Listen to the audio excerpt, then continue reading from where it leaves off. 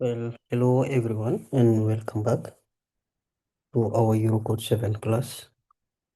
We will try to continue chapter number 8, I think, and this one. Today we will do an example on hydraulic failure. Hydraulic failure due to heave. So it will be the last video on this chapter, and on the next video we will start deep foundation, like pile foundation. Okay. So the example is mainly about to check the okay work example verification against failure of hydraulic heave. This is what we are going to see today. Previously we did this uplift, okay, with like when we have failure at the bottom of excavation. At this time we will do this heave.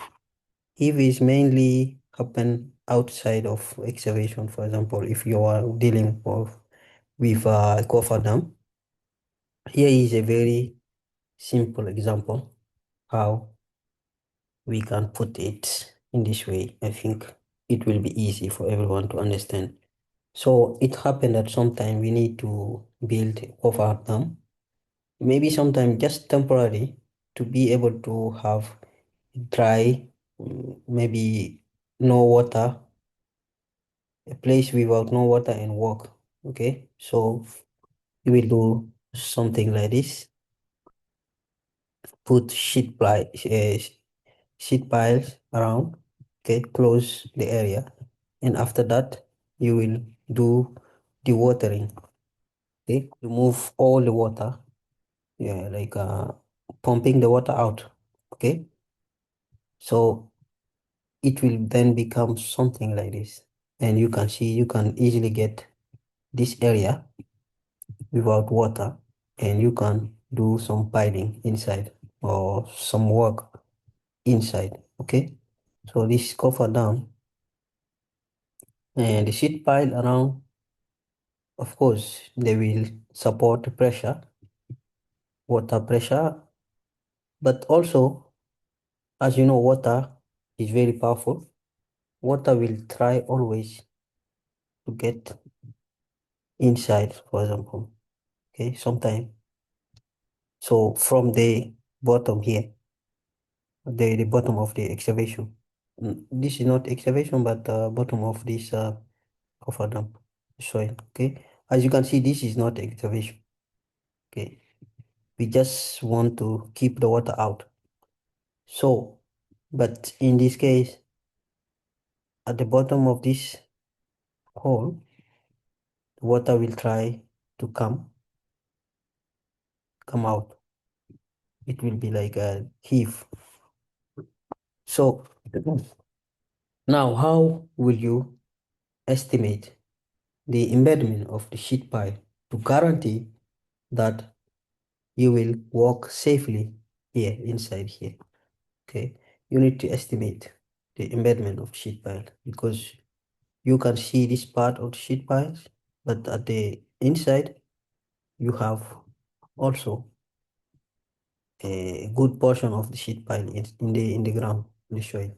So according to, depending on the type of soil, you will need to estimate embedment length, not only for the stability, okay, of this structure, but also to guarantee that there will not be heave inside here, okay. So for estimating the embedment, I think this is similar to retaining wall. You already know how to do that. We did that already. But for heave, we didn't do. We will check then verification against failure of hydraulic heave. Okay. So I hope you understand the objective here.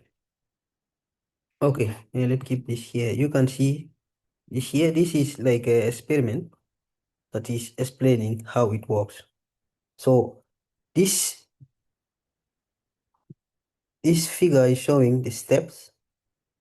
And when you are doing this kind of work, first you are here. Number one, you can see that uh, there is no problem in this area. Okay, this is equivalent to the first image in the previous slide. I will go back to show you. Equivalent to this one. Okay, you have water both sides. Then after installing the seed piles and closing the area, you start then to pump the water. See, then you can water step number 2, dewatering. So when you start pumping at certain point, you will see that movement here. See the soil here is starting to be eroded. Actually, it's like uplift failure starting to happen. Okay, so the soil will move from here to here. It will be like, actually the water is moving and taking away particles sometimes.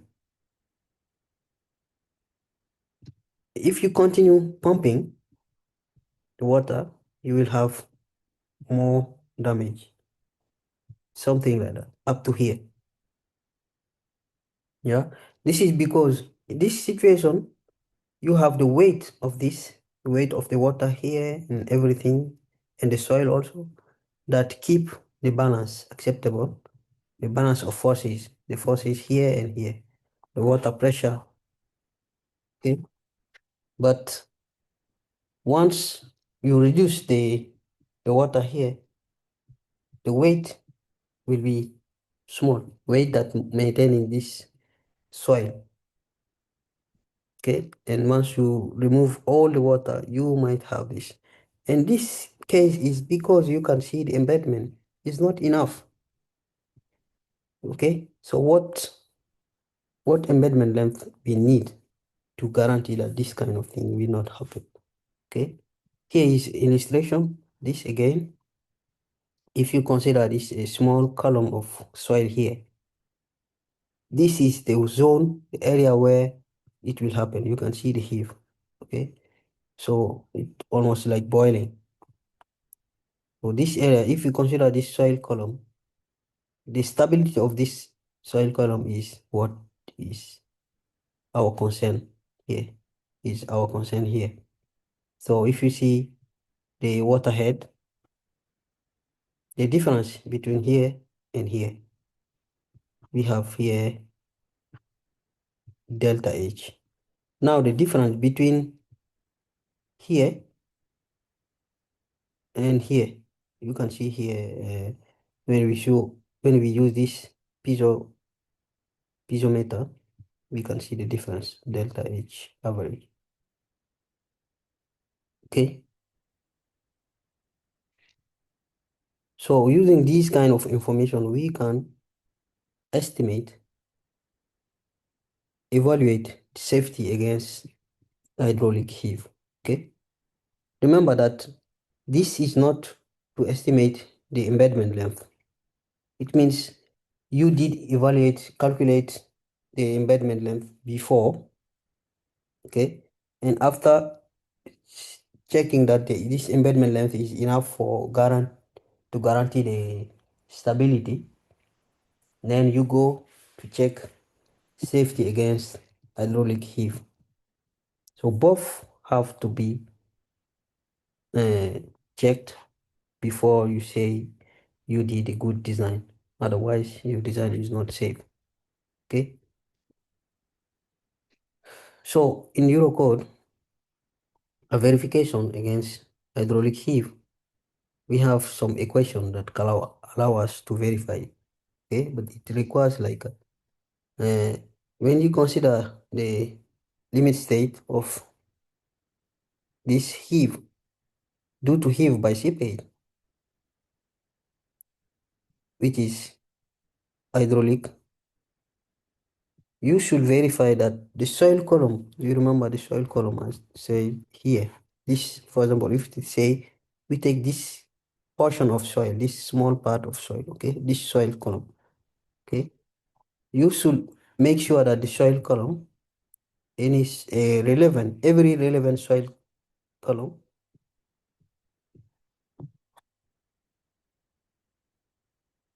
is stable.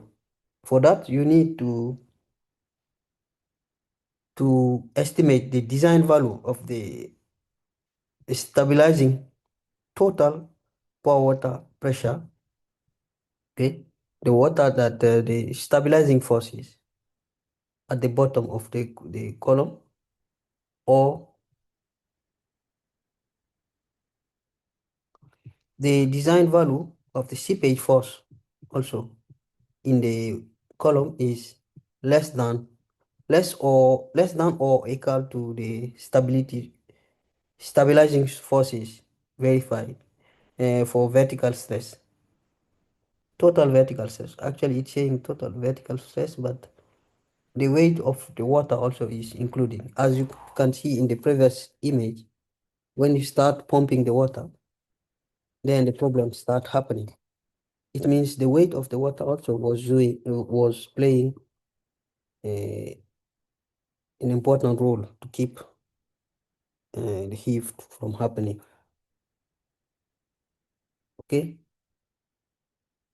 so the heave by seepage should be verified for every soil column.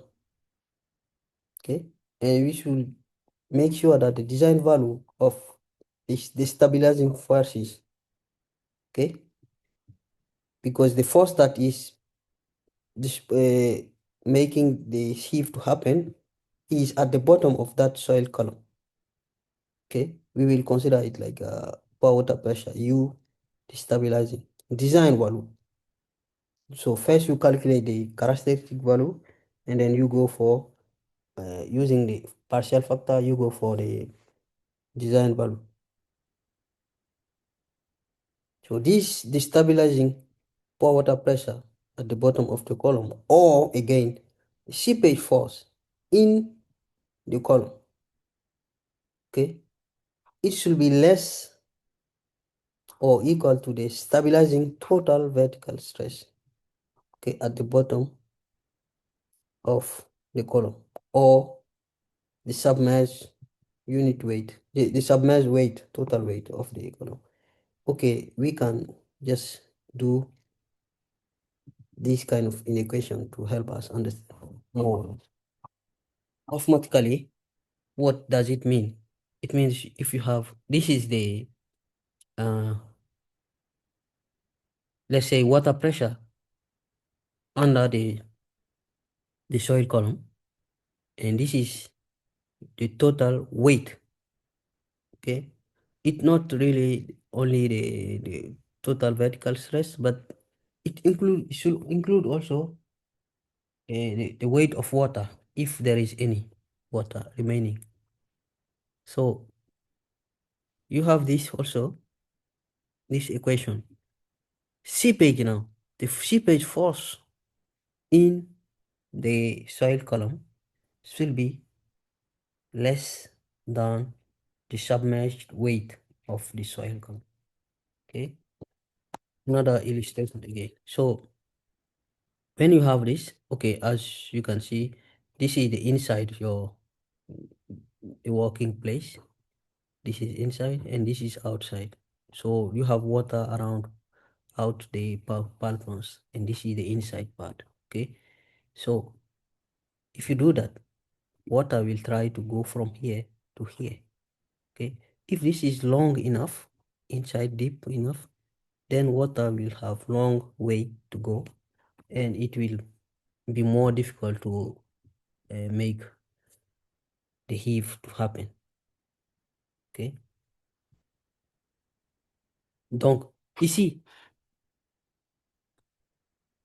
if we take for example here a soil column here, we have to check that this force, okay, that will push this what a soil column up is less than the weight, the total weight of that soil column. If we take soil column like this, when small one, okay, You will see that the volume or the size doesn't matter. You will see soon. It will be just simplified. It will be simplified later. Or if you take also the seepage force inside this, okay, because water is going up. For example, the seepage force in this arrow should be also less than the total weight again of the soil. These two equation or inequation are what we need to use to verify the safety against hydraulic heave. Okay, so we will then need our knowledge in soil mechanics. Soil mechanics one, I think, water in the ground. So the soil mechanics one can give you the tools to be able to calculate the pressure at this level. Okay, pressure here.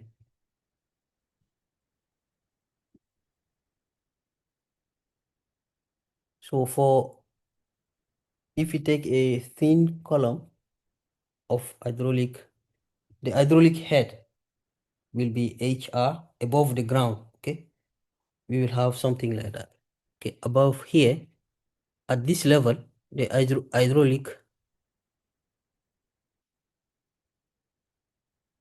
head here is HR. Okay, and this HR is given